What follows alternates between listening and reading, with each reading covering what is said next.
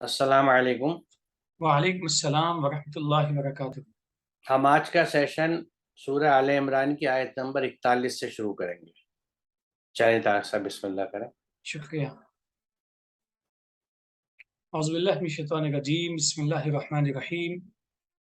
क़ाल rabbi इजअल ली आया क़ाल आयतुका अल्ला तुकल्लिमन नास सलासata अय्यामिन इल्ला रमज़ा वज़्कुर रब्बक कसीरन वसब्बिह बिल अश्यि वल इब्कार। ज़करिया ने कहा, ऐ मेरे रब, मेरे लिए एक निशानी बना दे। अल्लाह ने कहा, तुम्हारी निशानी यह है कि तुम 3 दिन लोगों से सिर्फ इशारे से बात करोगे और अपने रब को खूब याद करो और रात दिन जद्दोजहद जारी रखो। यहाँ इस आयत में चूंकि ये मुस्तक़िल है जिसका जिक्र हो रहा है, सीक्वेंस है, इसमें हज़रत ज़करिया ने जब अल्लाह से दुआ की कि ए अल्लाह हमें भी आप औलाद से नवाज दें, औलाद अता करें, तो अल्लाह ताला ने कहा कि हम तुम्हें यकीन तौर पर देंगे, तुम्हारी दुआ कबूल कर ली है। दुआ कबूल जब कर ली, हालांकि वो खुद दुआ मांग रहे थे, फिर अल्लाह ने दुआ कबूल कर ली, तब खुद ताज्जुब भी जाहिर कर रहे थे कि आखिर ऐसा कैसे हो सकता है कि अपनी उम्र को शायद देखते हुए उन्होंने ऐसा कहा, और यकीनी तौर पे अपनी उनकी अहलिया को भी इस बात पे शक था कि उम्र का जो एक ख़ास मरहला होता है अफ़ज़ाइश नस्ल के लिए, ग़ालिबन उसकी तरफ इसमें इशारा है। फिर उन्होंने अल्लाह से कहा कि ऐसा कैसे हो सकता है? तो अल्लाह ने कहा यकीन तौर पर इसी तरीके से है, लेकिन अल्लाह जो चाहता है वो उसकी मर्ज़ी निज़ाम के मुताबिक चलती है। अब उस निज़ाम की तरफ इस आयत में इशारा है। एक तो इशारा इस बात की तरफ है कि उन्होंने कहा कोई अलामत दे दें जिससे कि हम समझ सकें, और दूसरी चीज़ ये है कि कुछ हमें इस तरीके से अमाल बता दें कि हमें करना क्या चाहिए। तो एक तो ये है कि फ़ोकस हो जाना चाहिए इंसान को किसी भी फ़ील्ड में, किसी भी टास्क को कंप्लीट करने के लिए। तो हज़रत ज़करिया से अल्लाह ने कहा कि तुम्हारे लिए यकसू होना बहुत ज़रूरी है अपने मकसद की तकमील के लिए, उसके लिए खामोश रहो, गौर व फ़िक्र करो, तो एक ख़ास मौज़ू पे गौर व फ़िक्र करो। और दूसरी चीज़ ये है जो जद्दोजहद तुम्हारे ज़िम्मे है, वो तुम्हारे ज़िम्मे जो काम है उस काम को तुम मुकम्मल करो, इंशाअल्लाह उसके नताइज बेहतर होंगे। यहाँ पे इसका जो आखिरी हिस्सा है उसमें यही है, सब्बिह बिल अशी वल इब्कार। लफ्ज़ी तर्जुमा तो ये है कि सुबह शाम अल्लाह का ज़िक्र करो। ज़ाहिर-सी बात है, अल्लाह का ज़िक्र जिस तरीके से होता है उसमें अमली तौर पे ज़िक्र ये बड़ी अहम चीज़ है, और इसी का हमें बाकायदगी के साथ मुख्तलिफ जगहों पे हुक्म भी है। जी, आपने दुरुस्त कहा और बात वाज़ेह है। मैं यहाँ पे ये जो लफ्ज़ सब्बिह आया है, मैं इस पे थोड़ी सी तफसील से बात करूँगा स्क्रीन शेयर करके, क्योंकि इसको समझना ज़रूरी है फिर हमारे लिए। सबहुन, इसका मादा सीन बे है। सबहुन के मानी तैरने के हैं। इसी निस्बत से असाबिहातु किश्तियों को कहते हैं, अस्सबाहु अच्छे तैराक को कहते हैं। काम काज के लिए भाग दौड़ करने को भी सबहुन कहते हैं। ये ताजुल उरूज से कोट है। चुनांचे इब्ने फारिस ने इसके बुनियादी माने दौड़ की एक किस्म भी लिखे हैं, लिहाजा सबहुन के मानी हुए किसी काम को पूरा करने के लिए पूरी जद्दोजहद करना, हर वक्त करना। यानी किसी काम को पूरा करने के लिए जब आप लगे रहेंगे और हर वक्त जद्दोजहद करेंगे तो वो सबहुन है।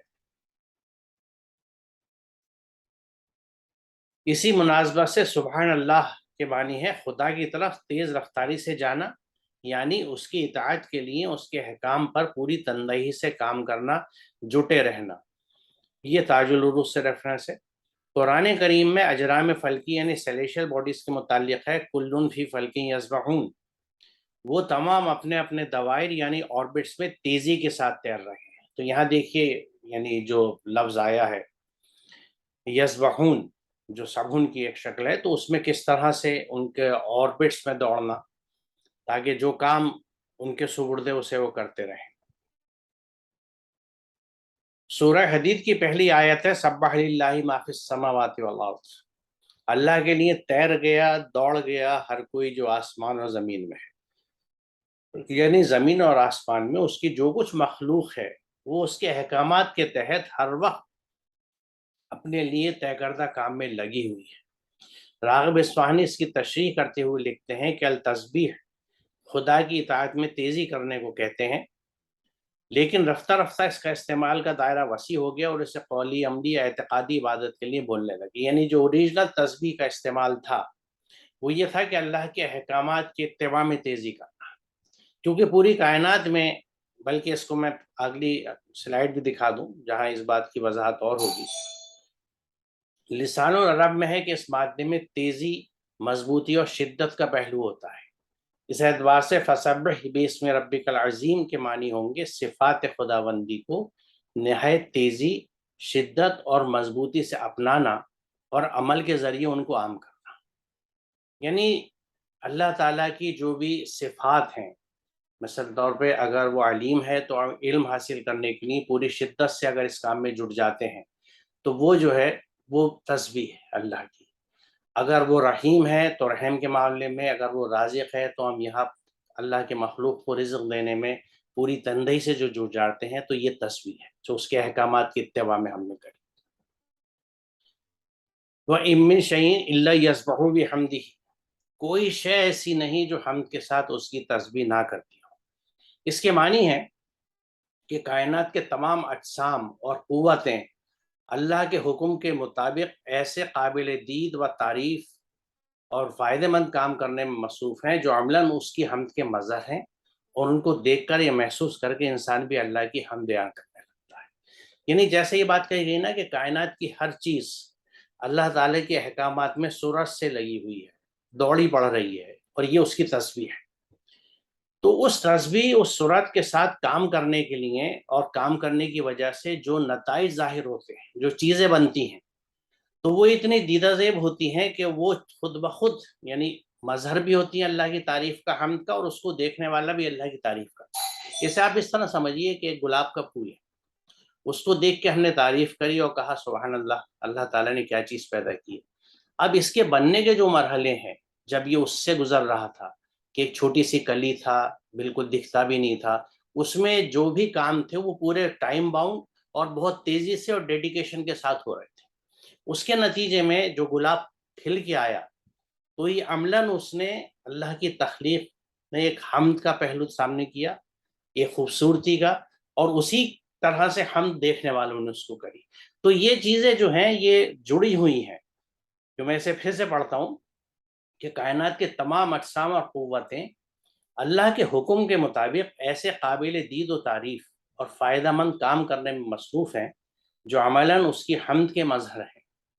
یعنی اس کی حمد و تعریف، کیونکہ کیا چیز بنائی ہے، ہوا کتنی اچھی ہے، پانی کیسا ہے، یعنی جتنی نعمتیں ہیں اللہ تعالیٰ کی، وہ جب جب نظر آتی ہیں اور دیدہ بینا سے آنکھیں رکھنے والے جو لوگ ویژن رکھتے ہیں وہ اسے دیکھتے ہیں تو انہیں یقیناً یہ احساس ہوتا ہے کہ کیا چیز ہے نیچر میں، کیا کیا چیزیں کیسی ہیں، اور ان کو دیکھ کر یا محسوس کر کے انسان بھی اللہ کی حمد بیان کرنے لگتا ہے.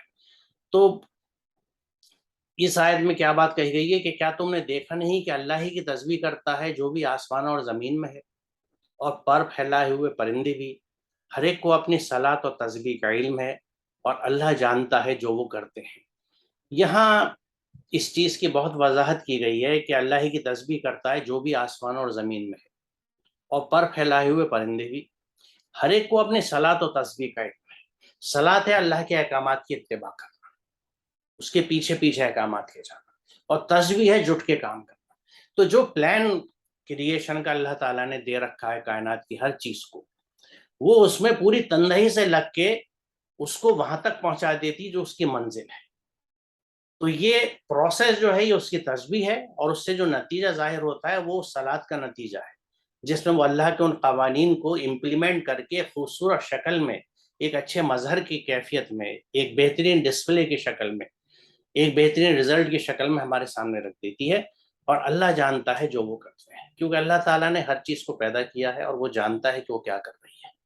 تو یہاں پہ ہمیں یہ ذہن میں بات رکھنی چاہیے کہ اصل مفہوم تسبیح کا جو ہے وہ اللہ کے احکامات پہ جٹ کے کام کرنا، تندہی سے، محنت سے کام کرنا، یہ تسبیح کا مفہوم ہے. اور چلیے میرے خیال سے طارق صاحب اس کی یہاں وضاحت ہوگی کافی، آگے چلتے ہیں.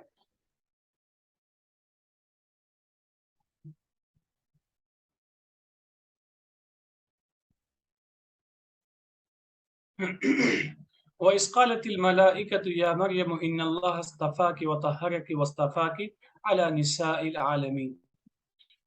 اور جب ملائکہ نے کہا اے مریم بے شک اللہ نے آپ کو چنا اور آپ کو طاہرہ بنایا اور آپ کو اس دور کی عورتوں پر چن لیا۔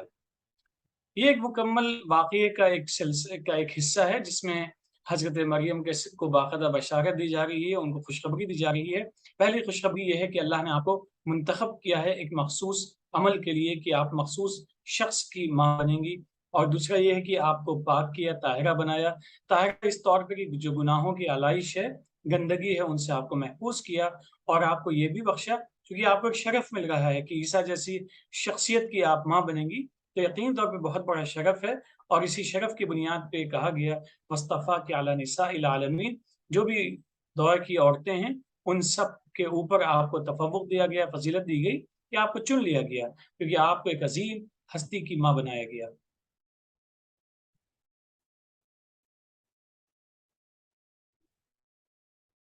یہاں جو بات کہی ہے اللہ تعالیٰ نے حضرت مریم کو چننے کے تعلق سے کہ آپ کو طاہرہ بنایا، یہاں طہارت اور طاہرہ جو ہے یہ ذہن اور فکر کی صفائی ہے، سوچ کی صفائی ہے، اور اس میں بہت بڑا رول جسے ہمیں ذہن میں رکھنا ہے وہ حضرت زکریا علیہ السلام کا ہے کہ ان کی تربیت میں ان کو دیا گیا تھا، تو ان کو چنا گیا، پیدا کیا گیا، لیکن طاہرہ وہ بنی۔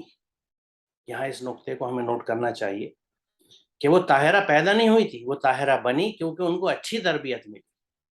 اس وقت کے نبی کے ہاتھوں ان کی تربیت ہوئی، حضرت زکریا کے ہاتھوں، تو لہٰذا ان کے اندر کسی طرح کی سوچ کی، فکر کی، دل و دماغ کی کوئی طہارت نہیں تھی، ایک صفائی تھی، کلیئرٹی تھی، اللہ کے احکامات کو سمجھتی تھی اور اس پہ عمل کرتی تھی، اور اسی چیز کو وہ آگے لے کے جاتی تھی، دیگر عورتوں تک اس بات کو پہنچاتی تھی۔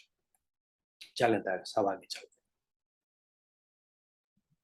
یہ ڈاکٹر صاحب بڑی اہم چیز ہے، اہم نقطہ ہے سمجھنے کا کہ ذہنی طہارت کے لیے تربیت کا بڑا اہم رول ہوتا ہے۔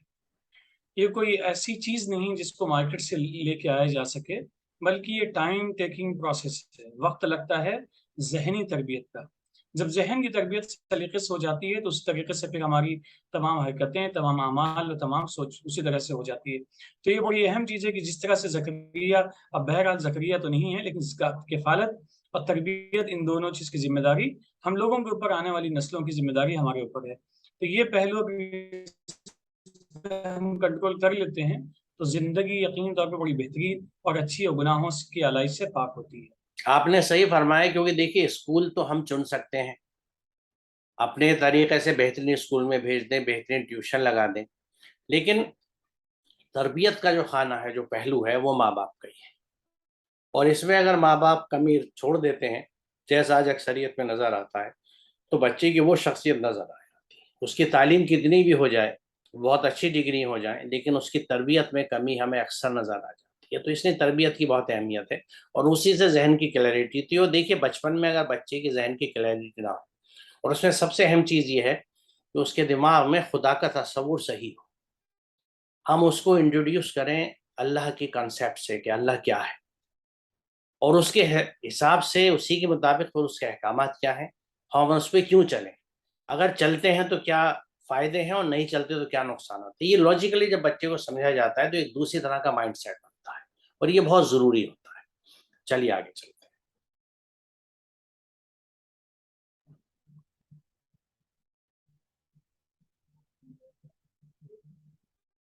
یا مریم اقنتی لربکی واسجدی وارکعی مع الراکعین، اے مریم صرف اپنے رب کی فرمانبردار رہنا اور سجدہ کرنا، اور اللہ کے احکامات کی تعمیل میں اوروں کے ساتھ تم بھی جھک جانا۔ اس آیت میں ہم دیکھتے ہیں کہ دو چیزیں باقاعدگی کے ساتھ میں حضرت مریم کو سکھائی جا رہی ہیں، بتائی جا رہی ہیں، جن کا حکم دیا جا رہا ہے۔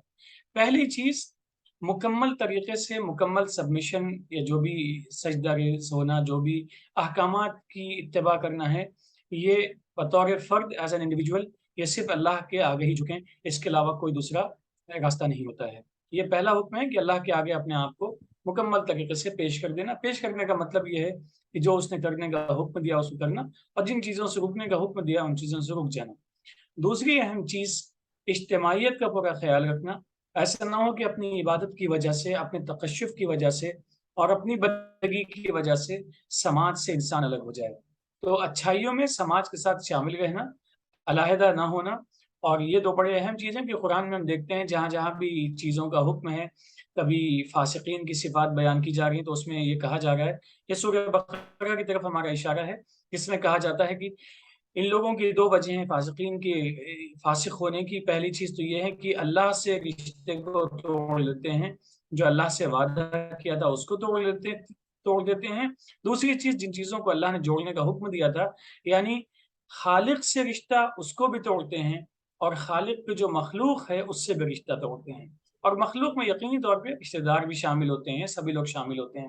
تو گویا یہاں پہ ہمیں قرآن میں وقتاً فوقتاً یہ بات ملتی ہے کہ ہمارے کسی انفرادی عمل کی وجہ سے اجتماعیت کا نظام ڈسٹرب نہیں ہونا چاہیے۔ یہ دو بہت اہم پہلو ہیں کہ ہماری انفرادی زندگی بھی مکمل صحیح ہو، اور ساتھ ہی ساتھ میں اجتماعیت کا پہلو، مل جل کے رہنے کا جو پہلو ہے، وہ بھی کبھی اس سے پہلو تو ہی نہیں کرنی چاہیے، اس سے ہمیں نگاہیں نہیں ہٹانی چاہیے، اس پہ بھی پوری توجہ رہنی چاہیے۔ دونوں کو ایک ساتھ لے کر چلنے کی ضرورت ہے۔ دیکھیے یہاں میں صرف یہ بات ایڈ کرنا چاہوں گا کہ یہ اجتماعیت جو ہے یہ اللہ کے احکامات کی اتباع میں ہو، کیونکہ کہیں بہت جگہوں پہ ہمیں یہ دکھتا ہے کہ جو اجماع یا اجتماعیت ہو رہی ہے وہ اللہ کے احکامات سے ہٹ کے ہو رہی ہے۔ تو اللہ کے احکامات پہ، کیونکہ دیکھیے اللہ کے فرما بردار رہنا اور سجدہ کرنا، سجدہ جو ہے یہ صرف ایک فزیکل پروسٹریشن نہیں ہے کہ زمین پہ پیشانی رکھ دی، this is total submission to divine order. اللہ کے احکامات کے تئیں اپنے آپ کو، اپنی ہستی کو پوری طرح سے سپرد کر دینا، ہر وقت اور ہر شعبے میں اپنی زندگی کے ہر اسفیئر میں اللہ کے احکامات کو دیکھنا، سمجھنا اور ان پہ عمل کرنا۔ اور یہ جو ہے ورکعی مع الراکعین، کہ جو اللہ کے راستے میں جھکنے والے ہیں تم ان کے ساتھ دینا، کیونکہ یہاں اجتماعیت کے ساتھ پہلی کنڈیشن یہ ہے ورکعی مع الراکعین، اللہ کے راستے میں جو لوگ جھکتے ہیں، جھک رہے ہیں، تم بھی ان کے ساتھ جھکنا۔ تو یہاں اجتماعیت ہے بہت اہم، کیونکہ ورنہ اگر اللہ تعالیٰ کی ہدایت کے تئیں اجتماعیت نہ ہو تو قرآن دوسری جگہ میں کہتا ہے کہ اگر تم زمین کی اکثریت کے کہنے پہ چلو گے تو تم بھٹک جاؤ گے، کیونکہ وہ اکثریت جو ہے گمراہ ہے، ذنیات کے پیچھے چلتی ہے۔ تو یہاں جھکنا ہے اللہ کے احکامات کے لیے، تو جو لوگ اللہ کے احکامات کی طرف جھک رہے ہیں تم بھی ان کے ساتھ جھک جاؤ اور فرما بردار رہنا۔ میرے خیال میں آج ہم یہاں رکتے ہیں، اور انشاءاللہ اگلے سیشن میں ہم اس سے آگے چلیں گے۔ وآخر دعوانا الحمدللہ رب العالمین۔ السلام علیکم۔ وعلیکم السلام۔